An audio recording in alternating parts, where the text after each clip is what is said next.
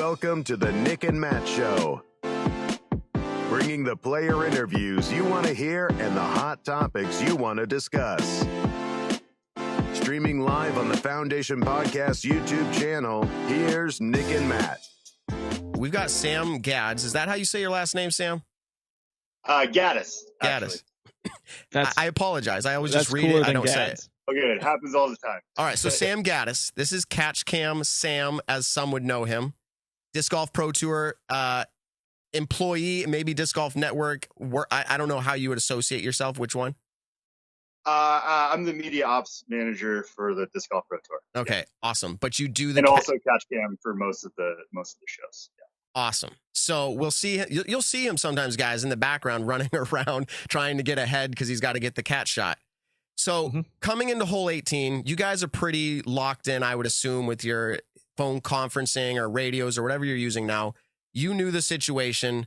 Were you advancing specifically for James' throw, or were you already there because you were already there? Yeah, I mean, we talked about it before the show started about kind of strategies of where we wanted to put our cameras. We put someone up way high.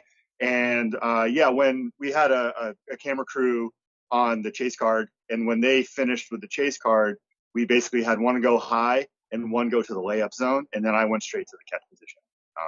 So that's just kind of how we planned it out, just from the beginning of it. Right.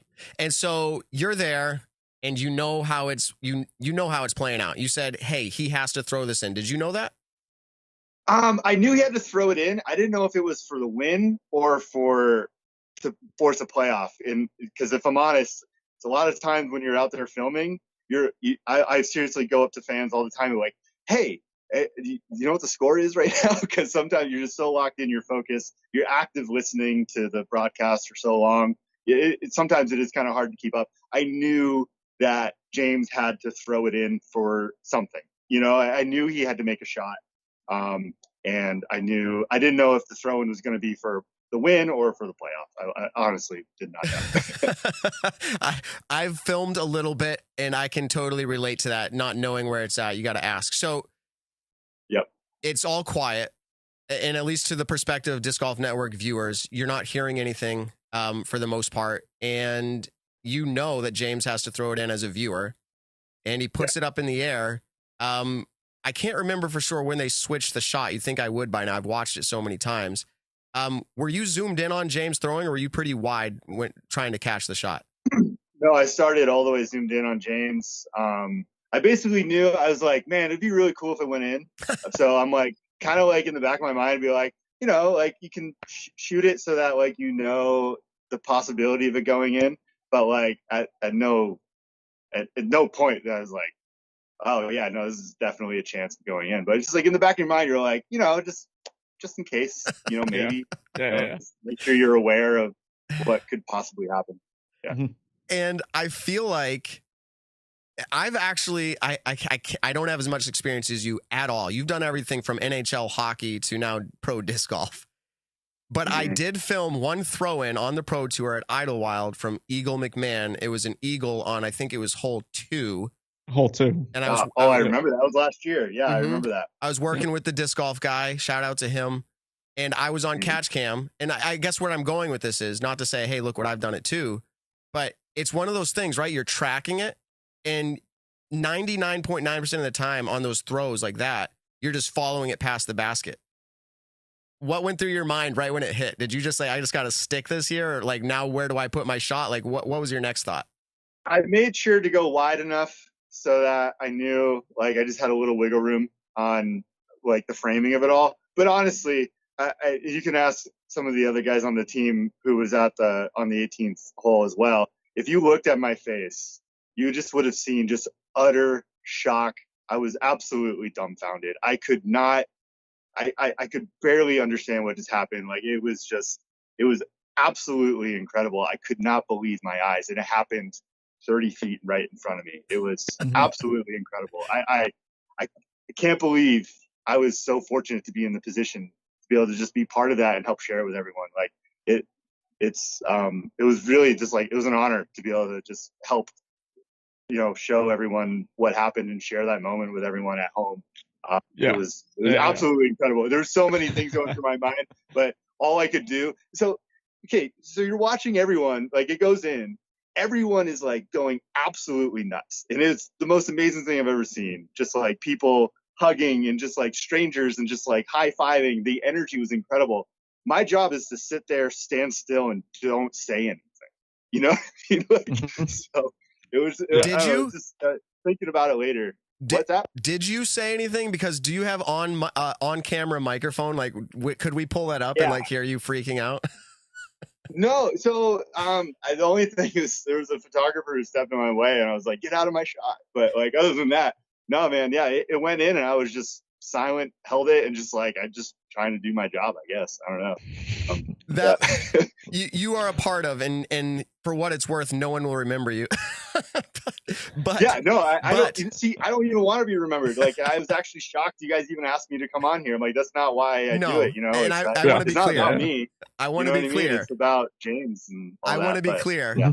I'm not coming off as the good host here saying no one's going to remember you. I wanted to follow it up, but say like, but that's something that you are going to have the claim for. I filmed that shot, and I want to say to you, you are a part of something that is translated into what I believe is the biggest live disc golf coverage moment ever, and will always be looked at as the turning point for the sports media production. It's going to be this moment, and you filmed it. So I want to thank you as a disc golf fan for being a part of that growth and doing that with your camera.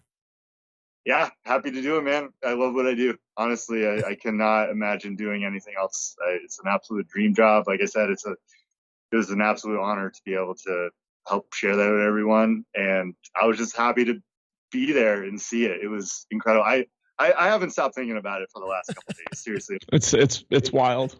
I was just like, I'll forget about it for a second, and then all of a sudden I'll be like walking somewhere and be like, holy wow. That's just like absolutely incredible. Like it's still catching me off guard. And when you watch it back, do you get the chills or anything when you watch it? Yeah, I don't know. Not the chills. I just kind of just remember what I was thinking at that moment, really. Not really chills or anything like that. But yeah, no, it's just I've definitely watched it a bunch of times, I think, like everyone else. Do you know what the number is? Still, part of me doesn't believe it's going to go in every time. You know what I mean? Like, you watch it again, you're like, it's not going in. Yeah. Do you know, what was I going to say on this one? The number, the total views at this point. Do you have any idea? I've seen a couple million on some videos, and it's obviously shared Sports Center and everywhere else. Any idea? On the Disc Golf Pro Tour Facebook page, it's just hit 2.1 million. I was just looking. Yeah.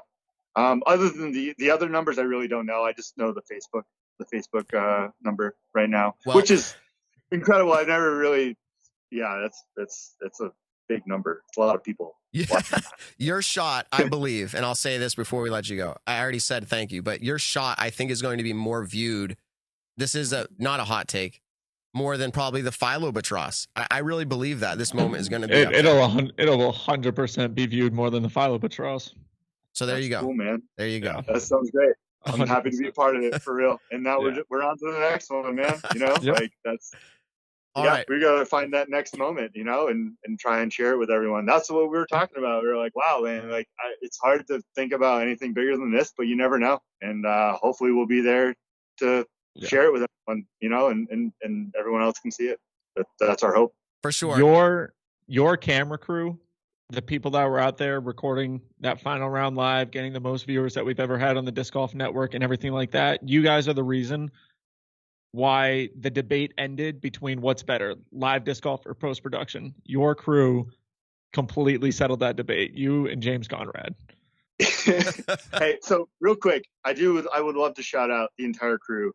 They did amazing this past week. It was 5 rounds. We were filming 2 rounds a day, and everyone was there to do their job. They did an amazing job. We had Tom Rapp, John Braidman, Aaron Kirby, Pavo Stubstead, myself, Evan Spur, Cam Varner, and Trent Nickel. That was the team bringing the live coverage of for the Worlds. And seriously, like all everything goes out to them.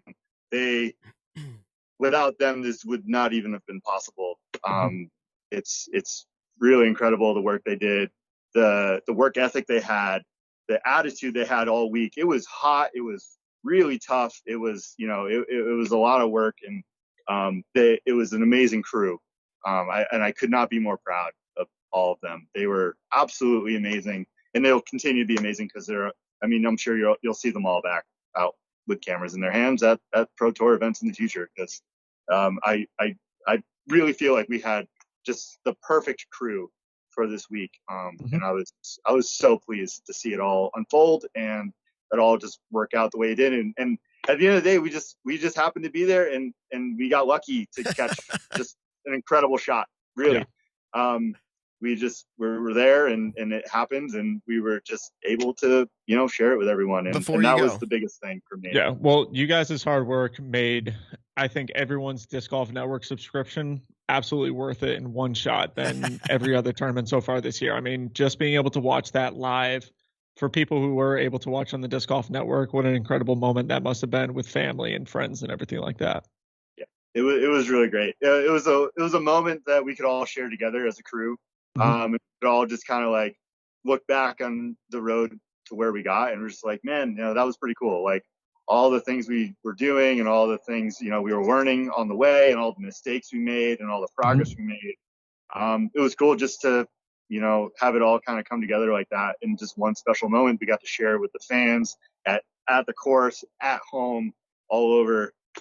It was really just such a surreal and incredible thing to be a part of. Yeah. So, absolutely. I'm just grateful, and just trying to get ready for the next holy shot.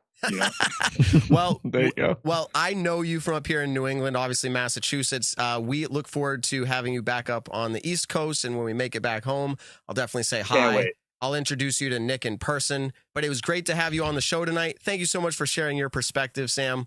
Yeah. Hopefully you film more like this in the future. Yeah, sure. Thanks for having me, guys. Yeah, really great to be on the show.